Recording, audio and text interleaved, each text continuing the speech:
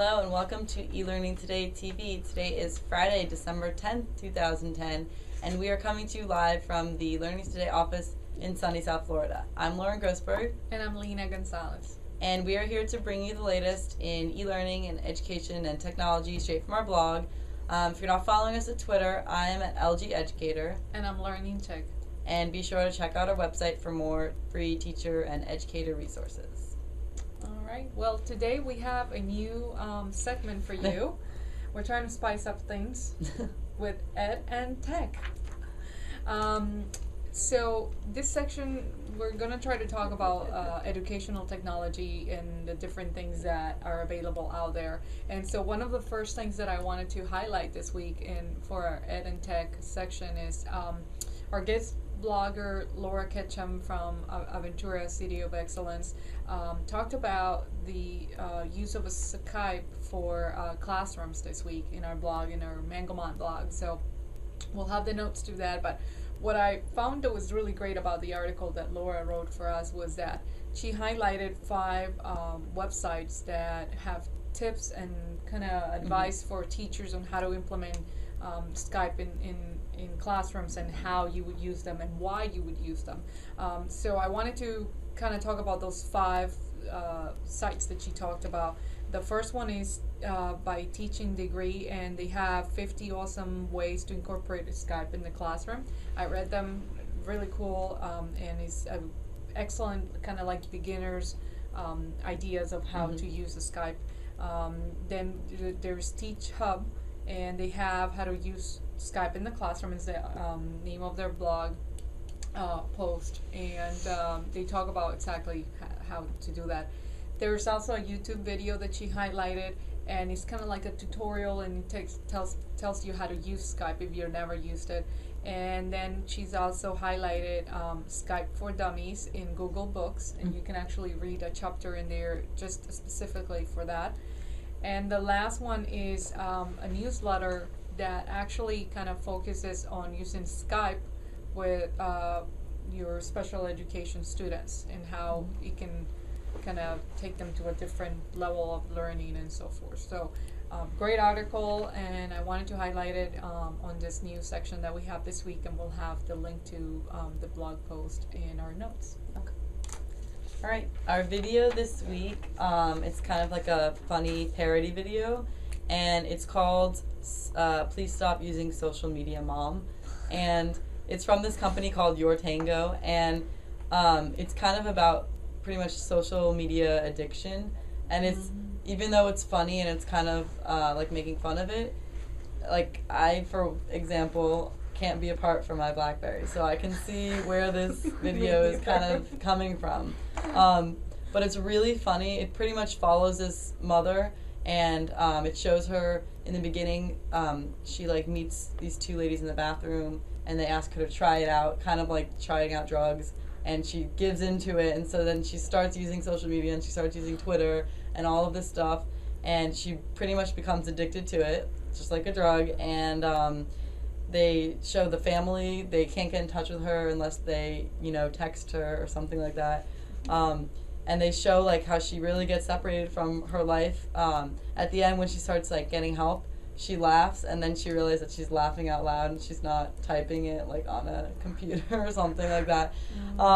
But in all seriousness, it's kind of just bringing attention to the fact that some people, are attached to these pieces of technology, and that there's kind of more to life than sticking your head in your phone and stuff like that. There is? But it's a very funny video. I suggest everyone watch it. I was laughing. I thought it was great. So I have to see it. Yes. I'll have the link to that in the blog. Great. Okay, and new in the news to talk about Twitter as well. Celebrities' Twitter deaths raised $1 million.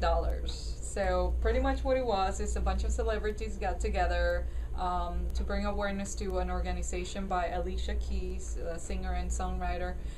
And the organization is called Keep a Child Alive, and it benefits, I believe, children that have AIDS. And pretty much they went offline for 6 days, I believe.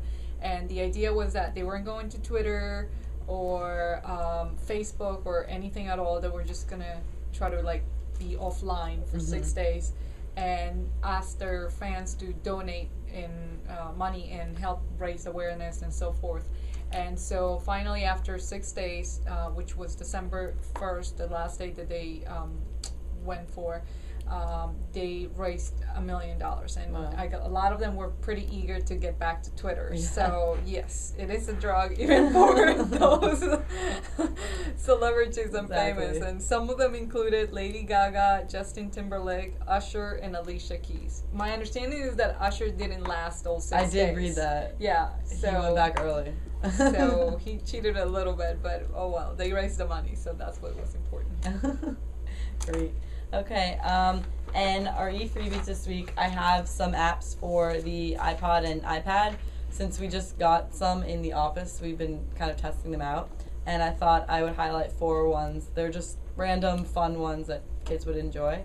The first one's called Talking Tomcat, and it's pretty much this little cat, and you could like pet it, and you could like grab the tail, and you could punch it. I punched it, and it like reacts to whatever you do, so it'll like fall over. So mean. It's funny though, and it actually responds, or I think it repeats your voice. So if you say something, it will repeat it back to you, and it's just a funny app for kids. You can like record the videos and send them out, so it's just a little entertaining thing there for all the animal lovers or the cat lovers. The next one is Fling Free, and this one is kind of like, if anyone has ever been to Cracker Barrel and they have those that game, it's a triangle and you have yes, I love yes, that game. you know what I'm talking about. Okay, it's just like that. It has these little fur balls, and the point is just to bump them all out until you have one left. So there's like 19 different levels of difficulty, and I was playing it, and there's tens and thousands of puzzles. So that's a great little app there.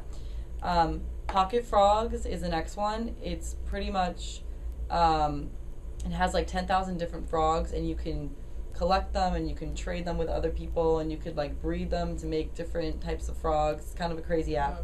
And there's really great graphics on that one. So I'm not into frogs, but I guess I hate frogs. if you are, that'd be a great app. And the last one is called Tap Zoo, and this one is pretty much you're trying to build up this giant like safari park.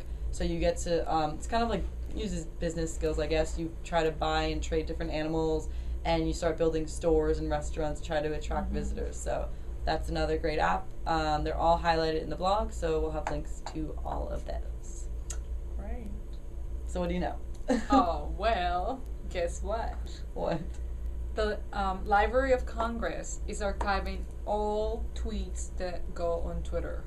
So everything that you're saying, from the Really? breakfast that you had, the lunch that you had, or if you're sharing links or whatever, everything is being archived by the U.S. Library of Congress. I do not know. Yes. So what do you know? I know that a Malaysian man received a phone bill for $218 trillion. Oh Apparently, his dad had died in 2006, and there was something that wasn't paid, and I guess it just kept like building up.